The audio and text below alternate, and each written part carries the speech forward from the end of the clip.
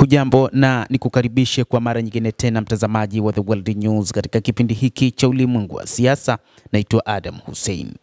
Wahouthi wa Yemen waitandika kwa mara nyingine tena kama kulipa kisasi kwa Israel. Israel yachanganyikiwa kwa kipigo cha kombora la vichwa kadhaa la Yemen. Wahouthi wa Yemen wametumia kombora lenye vichwa kadhaa kufanya shambulizi zito dhidi ya utawala wa Israel. Jeshi hilo limeshambulia maeneo muhimu ya utawala wa Israel na kufanya mfumo wa kujilinda na mashambulizi ya makombora wa Israel ushindwe kuzuia makombora hayo na kulazimika kufyatua takribani makombora 10 kukabiliana na kombora moja la Yemen. Shirika la habari la Fars limenukuu vyombo mbalimbali vya habari vya Israel vikiripoti kuwa wa Yemen umevurumisha kombora la kipekee lenye vichwa kadhaa kupiga maeneo muhimu ya Israel na kulilazimisha jeshi la utawala huo kurusha makombora kadhaa ya kujaribu kukabiliana na kombora hilo la Yemen. Lakini pamoja na hayo, vipande vya kombora hilo vimepiga maeneo kadhaa. Vyombo vya habari vya Israel vimekiri kuwa kombora hilo halikuwa la kawaida na liligawanyika katika vichwa kadhaa lilipoingia katika anga ya ardhi za Palestina zinazokaliwa kwa mabavu na Israel, jambo ambalo limelazimisha Israel kurusha makombora mengi ya kujaribu kulizuia. Hata hivyo, makombora ya vichwa vingi ni makombora ambayo hubeba vichwa kadhaa vyenye uwezo wa kupiga shabaha tofauti na ni vigumu kulizuia. Makombora yenye vichwa vingi mara nyingi hutumiwa katika makombora ya ballistic ya kuvuka mabara na pia katika makombora ya masafa ya kati. Na makombora mengi ya kisasa ya ballistic ya kuvuka mabara yana uwezo wa kubeba vichwa vingi ambavyo kila kimoja kinaweza kupiga shabaha tofauti.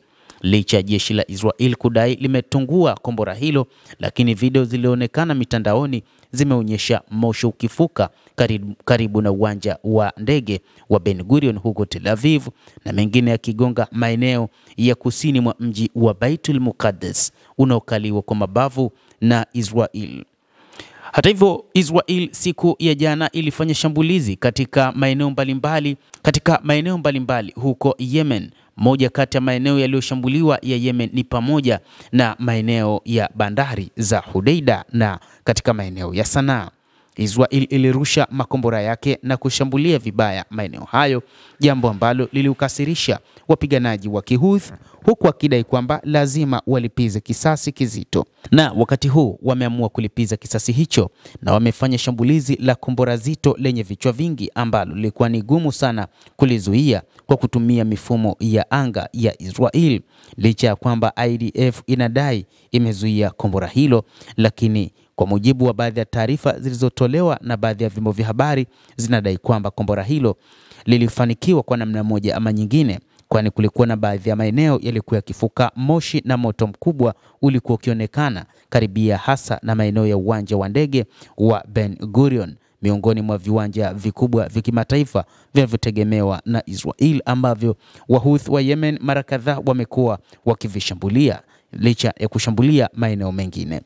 Mtazamaji wa The World News, hayo ndio tulikuwa nayo. Ni taarifa ambayo inaeleza namna ambavyo Wahouthi wa Yemen wamelipa kisasi kutokana na mashambulizi ambayo yamefanywa na Israel, huku Wahouthi wakidai kwamba wataendeleza mashambulizi hayo kutokana na kile ambacho wanaona ni jeuri ya Waziri Mkuu Benjamin Netanyahu kufanya mwendelezo wa mauaji katika eneo la ukanda wa Gaza lakini pia na maeneo mengine katika Mashariki ya Kati, ikiwa ni pamoja na Syria na Lebanon. Hivyo wamesema watahakikisha wanapambana na Israel vilivyo. Basi mtazamaji, endelea kutufuatilia, lakini usisahau kulike, usisahau kucomment, kadhalika na kusubscribe channel yetu hii. Utakuwa ukipata habari hizi kwa mapana kupitia The World News.